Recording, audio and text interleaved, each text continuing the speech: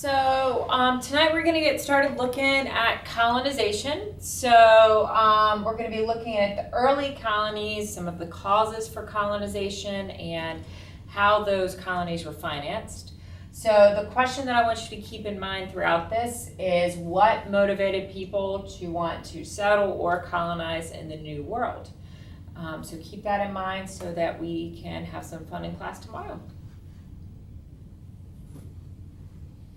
So up until this point, we've been talking about exploration and the Native Americans and all of those things. So the explorers have come over to the New World. They've kind of researched what's going on in the New World. And so then they decide that it's time to establish some of those colonies. So the English are the ones that we're going to focus on because their colonies ended up being successful in what is the 13 colonies, which we'll talk about a little bit later on this week. So a lot of those religious and political rivalries started to develop between Spain and England in the late 1500s. And we know that during that time, Spain really had the stronghold in the New World because they had sent those conquistadors over that were able to achieve all of that land from the Native Americans. So Spain had a lot of those colonies. England didn't have anything over here. They had not spent a lot of money and resources coming in this direction. So England finally began to direct some of its financial resources to the New World and to colonization of the New World after they defeated Spain.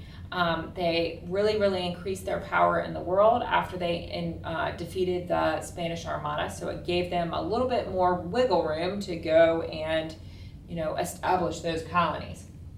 So the English believed that the establishment of those colonies would help them to make more money. And they were going to get that money through the trade that would be increased back and forth, and then the use of the raw goods that they knew, were really important in the New World. So those raw goods being shipped back and forth was just going to help them make a lot of money. English colonists, or people who wanted to actually settle in the New World, they had a lot of reasons to. There was not a lot of money or jobs in England, and they felt like moving to the New World would help them to find those jobs and to make more money. And then they also wanted some religious freedom. A lot of religious groups in England at the time had experienced some persecution, so it was important to them to have freedom of religion, which is why they came over to the New World. So of course, not everything was really successful for the English. They had a couple of failed attempts.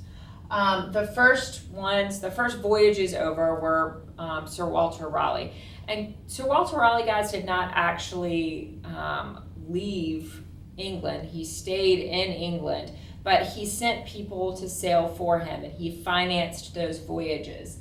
A lot of people believe that he didn't leave England because he was having a little love connection with the Queen at the time. But that's just kind of, historical rumor, I guess. But he was given permission by Queen Elizabeth to go ahead and finance those voyages and to do those voyages in honor of England. So when they landed, he's going to name that first colony Virginia after Queen Elizabeth, who was known as the Virgin Queen because she had never been married. One of the mistakes that the colonists made was that, and we're going to talk about this is kind of a repeated thing, they didn't take enough supplies, they didn't really know how to handle the circumstances, they didn't take people who were going to, want to go farm or do whatever. They were taking gentlemen with them over to the new colonies. That didn't work, so they became really dependent on the Native Americans.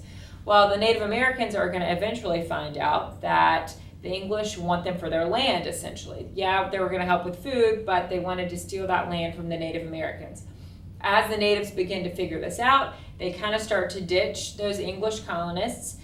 They don't help them anymore, and the colonists started to starve. So most of them ended up going back to England because they experienced very little success. The second voyage is John White, who convinced Sir Walter Raleigh, that he wanted to do this second attempt on the island of Roanoke, which we know is in North Carolina now. This is going to end up becoming the Lost Colony, and I'm not going to spend a lot of time on the Lost Colony tonight because we're going to actually be doing a separate activity with that in a couple of days. So we'll talk about the Lost Colony at a later point. For right now, you just need to know that it was the second colonization attempt.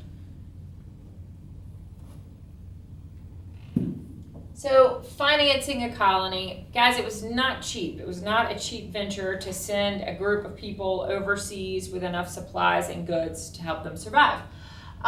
So when Sir Walter Raleigh lost those colonies, when those colonies did not end up being successful, he lost a lot of personal money, and he actually ended his life not having a lot of money because he had lost it on those voyages. So the English really learned a valuable lesson from Sir Walter Raleigh that it really doesn't make a whole lot of sense for one person to invest in a trip. Instead, we should have multiple investors. So they turned to this idea that was the joint stock company. So a joint stock company was basically a company that was backed by multiple investors. So it wasn't just one person losing or earning money. Multiple people were going to lose or earn the money depending on how the trip went. So each of the investors received a little piece of ownership of the company, and that's called a share of stock.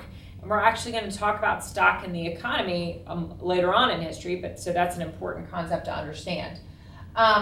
So one of the big companies that were organized or was organized was the Virginia Company, and you had the Virginia Company of London and the Virginia Company of Plymouth. King James, who came after Queen Elizabeth, granted them their charters in 1606. Essentially, a charter was something, or a contract, piece of paper that was issued by the king saying it's okay to establish this colony. I give you, permission to settle on this land. So that's really the, nuts and bolts of the early parts of colonization. This next slide, guys, and I do want you to write this down because this is good information. So this is a timeline that shows some of the early attempts at colonization. And what's interesting about this timeline is that this top green bar up here looks at the New World or North America. This bottom bar down here is looking at world events. So you can kind of see how those events coincide and how colonization kind of made sense at this point in history. So it starts off in 1585. That's going to be the first attempt at Roanoke. Obviously not a successful attempt. Around that same time, and this is not necessarily in England, but it's interesting to look at, the foreigners were banned from Japan. So Japan became a closed area. So then in 1588, that's when England is going to defeat the Spanish Armada. And then 1607 is where Jamestown is established, and Jamestown is going to be the first successful English colony. 1620, you have your second attempt that actually went fairly well, which was the Pilgrims at Plymouth. And then 1630, you have the Puritans of Massachusetts Bay. 1649, Charles I is beheaded in England.